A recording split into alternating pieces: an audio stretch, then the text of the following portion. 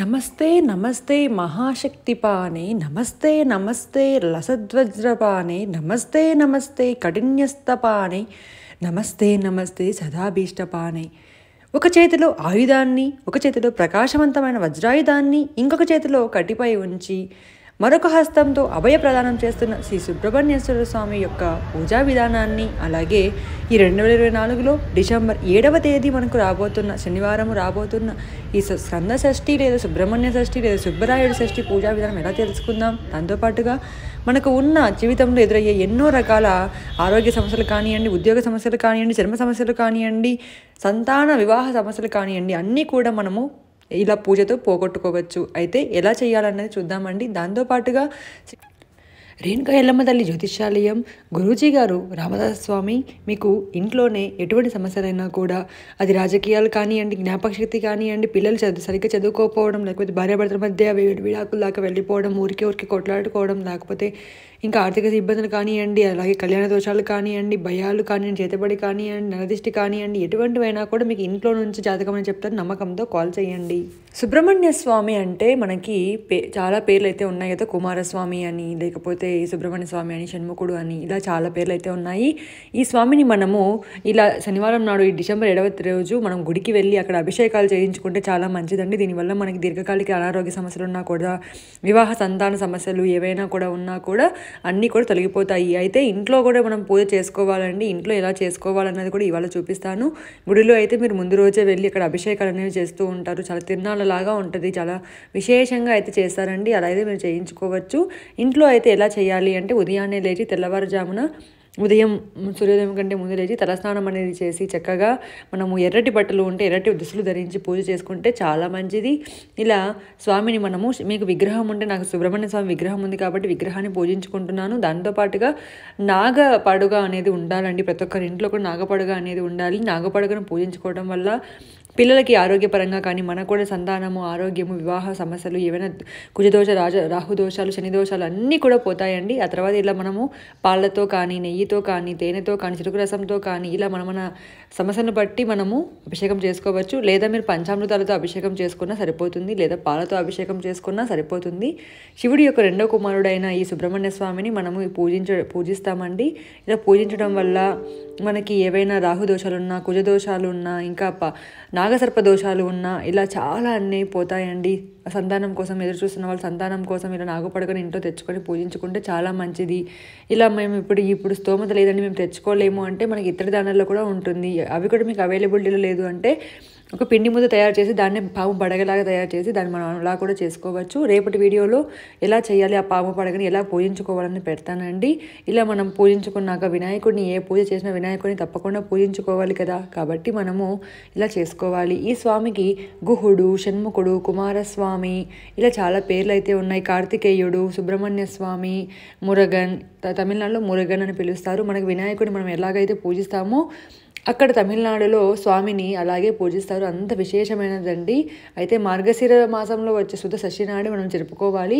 ఈ షష్ఠి తిథి అనేది మనకు శుక్రవారం మధ్యాహ్నం నుంచి కూడా, అలాగే శనివారం మధ్యాహ్నం వరకు కూడా కావున శుక్రవారం రోజు కూడా మీరు యూటిలైజ్ చేసుకోవచ్చు. అంటే రాహుకాల దీపాలు పెడతాం కదా, అలా జంట నాగుల దగ్గర మనం పూజించుకుంటే చాలా మంచిది. లేకుంటే శనివారం రోజు మీరు ఉదయాన్నే భార్య భర్త ఇద్దరు కలిసి తలస్నానం చేసి ఉపవాసం ఉండాలండి. ఉపవాసం ఉండి పూజ చేస్తే మీరు అనుకున్నవన్నీ కూడా జరుగుతాయి ఇలా పూజించుకోవటం వల్ల. అలాగే మనము ఎర్రటి బట్టలు ధరించి స్వామి దగ్గరికి వెళ్ళి, జంట నాగులు ఉంటాయి, నాగులాలు ఉంటాయి కదా, పుట్ట ఉంటుంది కదా, అలా పుట్టలో పాలు పోసినా కూడా మనకి ఏవైనా రాహుదోషాలు అలాంటివి ఉంటే కూడా పోతాయి. ఇక్కడ నేను పెడుతున్న దీపము షట్కోణ దీపం అండి. షణ్ముఖుడు అంటే 6 తలల కలవాడు కదా, ఈ ముగ్గు కూడా షట్కోణము అంటే 6 కోణాలు కలిగి ఉంటుంది. ఈ 6 కోణాలు కలిగిన ఈ దీపాన్ని మనము శనివారం రోజున ఉదయాన్నే లేచి తలస్నానం చేసి పెట్టడం వల్ల మన ఇంట్లో శుభాలన్నీ కూడా జరుగుతాయి, సౌభాగ్యం కలుగుతుంది, పిల్లలు వృద్ధులకి చెందుతారు, ఉద్యోగ సమస్యలు ఉంటే ఉద్యోగ సమస్యలు పోతాయి, వ్యాపారంలో మంచి రాబడి అనేది జరుగుతుంది. ఆ ఇంట్లో తన యజమాని, తన భర్త నిండు నూరేళ్ళు సుఖ సంతోషాలతో ఉంటాడు. తన భర్త బాగుంటే మనం కూడా ఉంటాం కదండి. అలాగే స్వామికి పెట్టిన నామాలు, ఈ 2 నామాలు అండి. స్వామి యొక్క బొట్టు అలాగే ఉంటుంది కదా, అందుకే ఇలా 6 దీపాలను అయితే పెట్టుకున్నాను. ఇలా పెట్టుకోవడం వల్ల చాలా మంచిది. షట్కోణ దీపము అని కూడా అంటారు. ఆ తర్వాత ఆవు నెయ్యితో పూజించుకోవడం చాలా విశేషమైన మనకి లాభాలు వస్తాయి. లేదా మీరు మామూలు దీపమాయలతో అయినా పెట్టుకోవచ్చు ఈ యొక్క దీపాన్ని. అయితే ఉపవాసం ఉండి సర్పమంత్రాన్ని ఈరోజు దీక్షగా తీసుకొని మనము చేస్తే కనుక, అంటే సర్పమంత్రము అంటే ఓం నాగేంద్రాయ నమః, ఓం సుబ్రహ్మణ్యేశ్వరాయ నమః, ఓం కార్తికేయాయ నమః అలా కానీ, లేకుంటే ఈరోజు ప్రత్యేకంగా సుబ్రహ్మణ్య స్వామి ప్రతిష్ట లేదా నాగలలాల ప్రతిష్ట చేస్తే సంతానం కలుగుతుంది. అలాగే మీరు దూరంగా ఉన్నారు, ఎక్కడికి వెళ్ళలేరు అలా అన్న వాళ్ళు ఇలా ఇంట్లోనే పిండితో చేసుకొని మనం పూజ అనేది చేసుకోవచ్చండి.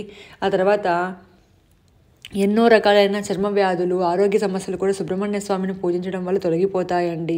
చాలా చర్మ వ్యాధులు అంటే సొరియాసిస్ కానీ, ఎజిమా కానీ, లేకుంటే చాలా రోజుల నుంచి స్కిన్ ఇన్ఫెక్షన్స్ చాలా ఉంటాయి కదా, అలాంటివన్నీ కూడా స్వామిని పూజిస్తే చాలా పోతాయండి. కాబట్టి ఈ రోజుని అందరూ కూడా యూటిలైజ్ చేసుకోవాలి, చక్కగా అందరూ కూడా పూజించుకోవాలి.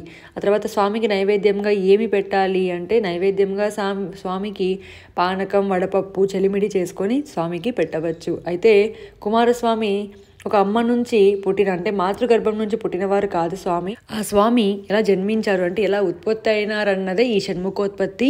ప్రతిరోజు కూడా ప్రెగ్నెన్స్ లేడీస్ వాళ్ళు, అలాగే పిల్లలు కావాలి అనుకున్న వాళ్ళు ప్రతిరోజు కూడా షణ్ముఖోత్పత్తి మనం విన్నట్లయితే లేదా చదివినట్లయితే తప్పకుండా పిల్లలు అనేది అవుతారు. లేదా పిల్లలు కూడా ప్రెగ్నెన్సీలో ఉన్నప్పుడు ఆ పిల్లలు మంచి బుద్ధితో అలాగే మంచి ఆరోగ్యంతో పుడతారనమాట. అయితే ఎలా జరిగింది అంటే, పూర్వం 3 లోకాలను భయభ్రాంతులచే పీడిస్తున్న తారకాసురుడు అనే రాక్షసుడిని బారి నుంచి రక్షణ పొందుటకై దేవతలు బ్రహ్మదేవుణ్ణి శరణు వేడారు. అప్పుడు ఆ బ్రహ్మ వారికి ఒక సూచన ఇచ్చాడనమాట. ఈ తారకాసురుడు అమిత తపోబలుడు, సంపన్నుడు, బలశాలి కావున ఇతను చంపడం మన వల్ల కాదు. ఈశ్వర తేజాన్ని సంభవించే, అంటే ఈశ్వరుడి వల్ల పుట్టిన వల్లనే వీడికి మరణం ఉంటుంది అని చెప్పాడు. కావున మీరు శివుడికి హిమవంతుని పుత్రికైన పార్వతీదేవితో వివాహం జరిపించండి, వారికి కలిగే పుత్రుడు తారకాసుని సంహరించగలడు అని తరుణోపాయం చెప్పాడు. దేవతలు శివుని ఒప్పించి పార్వతీదేవితో పెళ్లి చేపించారనమాట. ఒకనాడు పార్వతీ పరమేశ్వరుడు ఏకాంత సమయంలో ఉన్నప్పుడు అక్కడ ఒక పావురం అనేది వచ్చింది. ఆ పావురాన్ని చూసి ఆ స్వామి చాలా కోపముతో అగ్నిహోత్రుడికి ప్రవేశపెడతాడు. అది భరించలేక ఆ దివ్య తేజమును గంగానదిలో విడిచిపెడతాడు. ఆ తేజము ఆ సమయంలో నదిలో మారుతున్న షట్కృత్తికల దేవతల గర్భంలో ప్రవేశిస్తుంది. ఆ రుద్రతేజమును వారు భరించలేక పొదలలో విసర్జిస్తారు. 6 ముఖాల తేజస్సుతో ఒక దివ్యమైన బాలుడు ఉద్భవిస్తాడు. అయితే ఈ విషయం తెలుసుకున్న పార్వతీ పరమేశ్వరుడు రుద్రాంశ సంభూషణిగా ఆ షణ్ముఖుడు హక్కును చేర్చుకొని కైలాసం తీసుకువెళ్తారు. ఆ బాలుడు గంగా గర్భంలో తేజోరూపంలో ఉన్నందున గాంగేయుడని, షట్కృత్తికలు వాణిని పెంచి పెద్ద చేసిన కారణం వలన మరియు 6 ముఖాలు కలిగిన వాడు అగుట వలన షణ్ముఖుడు, కార్తికేయుడు, గౌరీశంకరుడు పుత్రుడు కుమారస్వామి అని, సుబ్రహ్మణ్య స్వామి అని పిలువపడ్డారనమాట. స్వామివారి యొక్క భార్యలు 2 ఉన్నారండి, దేవి, వల్లసేన. సో ఈ రోజున టెంపుల్స్లో మీరు వెళ్ళినట్లయితే శ్రీ దేవి వల్లీసేన సుబ్రహ్మణ్య స్వామి యొక్క కళ్యాణోత్సవం జరుగుతుంది. అలా చూసినా కూడా మనకి పెళ్ళి ఎవరికైనా లేట్ అవుతున్నా కూడా లేట్ అవ్వకుండా మనకి త్వరగానే పెళ్ళి అవుతుంది అనమాట. ఇలా తారకాసుని ఆ పార్వతీ అలాగే శివుడికి జన్మించిన కుమారస్వామి శక్తిని, ఆయుధాలను ఇచ్చి అతని పైన యుద్ధం చేసి తనని జయించాడనమాట. ఇలా సుబ్రహ్మణ్య షష్ఠి అనేది జరుపుకుంటాము. ఈ రోజునే అలా జరిగింది కాబట్టి దీన్ని షష్ఠిగా జరుపుకుంటాము. అయితే ఈ రోజున తప్పకుండా స్కంద కవచనం అనేది మనం చదువుకోవాలి. ఆ తర్వాత సుబ్రహ్మణ్య స్వామి యొక్క అష్టోత్తరాలు ఉంటాయి, అవి కూడా చదువుకోవాలి. ఆ తర్వాత స్వామికి తాంబూలను సమర్పించి, కర్పూర హారతిని సమర్పించి, పత్తి ఒత్తి వస్త్రాన్ని సమర్పించి పూజ అనేది చేసుకోవాలి. ఈ రోజున చాలా దీర్ఘకాలికంగా వ్యాధులు ఉన్నాయి, ఎటువంటి ఇబ్బందులు పడుతున్నాం, చాలా ఇబ్బందులు ఉన్నాయి అన్న వాళ్ళు ఒక నాగు పడగని, ఇప్పుడు నేను పెట్టాను కదండి, అలా నాగు పడగ 150-200 రూపాయలలో కూడా సిల్వర్ దొరుకుతుంది అనమాట. షాప్స్లోకి వెళ్తే అక్కడ తీసుకెళ్ళి మీరు గుడిలో ఉన్న పూజారికి దానంగా ఇస్తే కూడా మనకి ఏవైనా శత్రు బాధలు, రుణ బాధలు, అలాగే పితృ బాధలు ఇవన్నీ కూడా పోతాయన్నమాట. ఇలా చేసిస్తే చాలా మంచిది. అయితే ఈ రోజున స్వామికి మనము పుట్ట దగ్గర కూడా వెళ్ళి పూజ చేసుకోవచ్చండి. అలాగే వెళ్ళే వాళ్ళు పాలు, పండ్లు, పువ్వులు చెప్పాను కదా, వెండి పడగలు, వెండి కళ్ళు, ఏవైనా మొక్కుబడులు ఉంటే అవంతా కూడా చేయవచ్చు. ఇదంతా కూడా నాగపూజలకు సంబంధించింది కాబట్టి జాతకంలో కుజదోషము, కాలసర్పదోషము, సకాలంలో వివాహాలు కానివారు ఇలా కళ్యాణం చూస్తే చాలా మంచిది. అలాగే చాలామంది తమిళనాడులో కావడి అనేది తీర్చడం కనిపిస్తారు అనమాట. అంటే స్వామికి కావడి ఎత్తి తీసుకుంటారు, అంటే కుండలలో పంచదారని, పాలను నింపుతారు. ఆ కావడిలో మోసేవి వారి వారి మొక్కులు కాబట్టి ఆ మొక్కుల్ని మనం తీర్చుకుంటున్నాము అని కావడి అనేది ఎత్తుతారనమాట. అది ఈ రోజున ప్రత్యేకించి నాగప్రతిష్ఠ చేసినా కూడా చాలా మంచిది. అంటే నాగల రాళ్ళని ప్రతిష్ఠ చేయడం ఇవి గుళ్ళో అయితే జరుగుతూ ఉంటాయి. ఇలా చేయటం వల్ల మనకి ఎటువంటి దోషాలు ఉన్నా కూడా పోతాయండి.